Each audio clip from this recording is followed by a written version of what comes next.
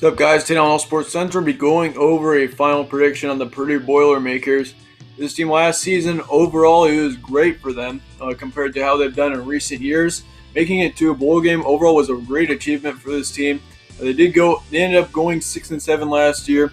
So it'll be interesting to see how they do this year. Of course, they lose their excellent quarterback David Blau, their top running backs DJ Knox and Jones. And so, already just kind of looking at this, they're losing quite a few key players that they had from last season that really helped lead this team to a 6-win year. But in return, their top wide receiver, Rondale Moore, so that's going to be great. They lose their next two, though, Wright and Zico. Lots of tough offensive losses for sure with this team. That's always a big red flag to me when you're losing a lot of players from the previous season. Their offense was 31st overall in 2018. I bet Purdue fans haven't really seen that kind of stat out of Purdue in a while. This offense usually isn't very good at all. So it was a great year for this team overall on offense. They returned their top three defenders from 2018, so that is great. This defense really wasn't all that good last season. They ranked 100th overall. So really, you got to improve that defense. If they would have had a better defense last season, I really think that Purdue could have gone on to possibly 7-8 win season.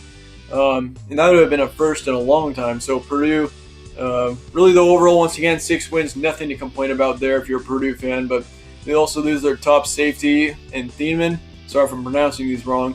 And then their top cornerback, Blackman, as well. But they do return, though, lots of key defensive players. So that's going to be good for this team next season. They will be able to improve, I really do believe. So that's good for this team as well, trying to rebuild this defense going into 2019. How far can Purdue go in 2019 overall with the offense? It's a tough say right now. It's kind of a wild card with this team. It is kind of hard to predict, especially with these offensive losses. The quarterback situation is kind of uncertain as well right now.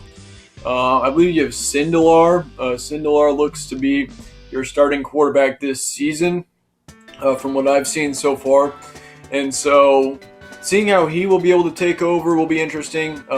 Purdue fans have seen some action from him in previous years, but of course, still kind of uncertain having him take the complete role at quarterback. Blau put up some insane stats last season, 3,700 yards. That is insane as a quarterback to put up. If you can hit that 3,000 position as a college quarterback, that is already excellent. And for him to exceed that like he did, get 3,700, that is insanity. 25 touchdowns, 10 interceptions. So that touchdown-interception ratio isn't the best. If he could have lowered some of those interceptions, that would have been really helpful. Knox's stats, he had 1,000 yards. Jones had 656 yards. They combined for 15 touchdowns, losing them both. And so those three up there are going to be really tough losses coming into next year.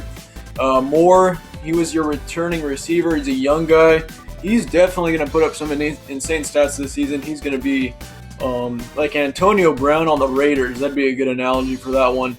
Antonio Brown's really probably one of their best players, and I think Moore's going to kind of take that position next season. 1,400 yards, 14 touchdowns. He did a great job last season. Zico had 743 yards and 6 touchdowns. And so I believe you lose Zico, so that'll be tough there for sure. Now looking at your schedule, you got Nevada on August 30th to start off the season. That's on the road. I think you get a good win there on the road to start off the year.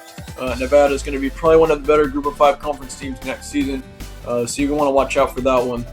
Vanderbilt then at home the next week. I think you actually get an easy win there.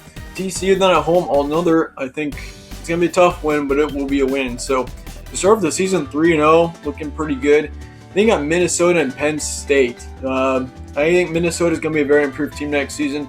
PJ Fleck and that team's really improving, it seems like. Even last year they had a good improvement.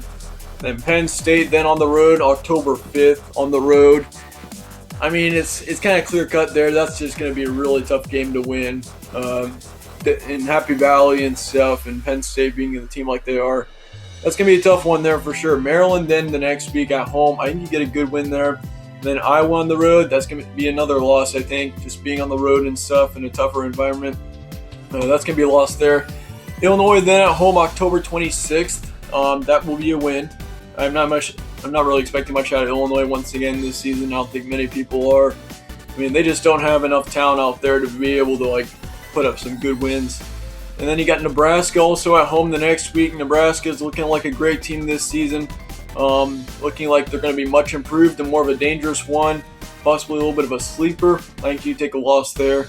Northwestern, Wisconsin, 2 road games against 2, I'd say, tougher Big Ten West teams. You'll take 2 more losses there. You come into the final game of the season kind of in the same situation that you were last year, 5-6, and you need a win to get into a bowl game. So it's going to be kind of a little bit of a it's going to be kind of like the same thing, same situation as last season with that Indiana game. But I think you'll get a win there, and you're going to end up making it to a bowl game for the second straight year, 6-6. It was really tough for me to say that they're going to get 6 wins. But really kind of looking at the schedule, where would your 7th loss be? I mean, Nevada, that could be a loss, but I think they'll end up being a win just because it's the beginning of the season and Purdue's going to be motivated. TCU, that could be, but you got that game at home, so that's good.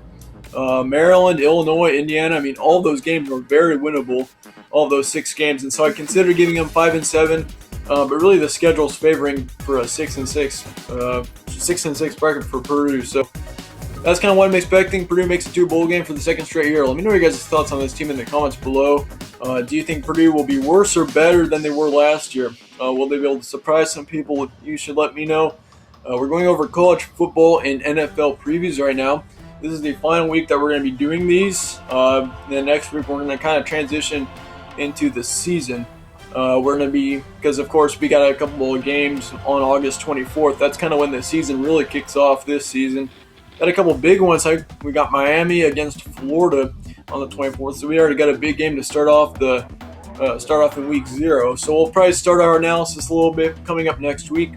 And so let me know your guys' thoughts once again though on this video. Show some support if you like to. Be sure to subscribe. Don't miss these uploads that are going to be coming up this season.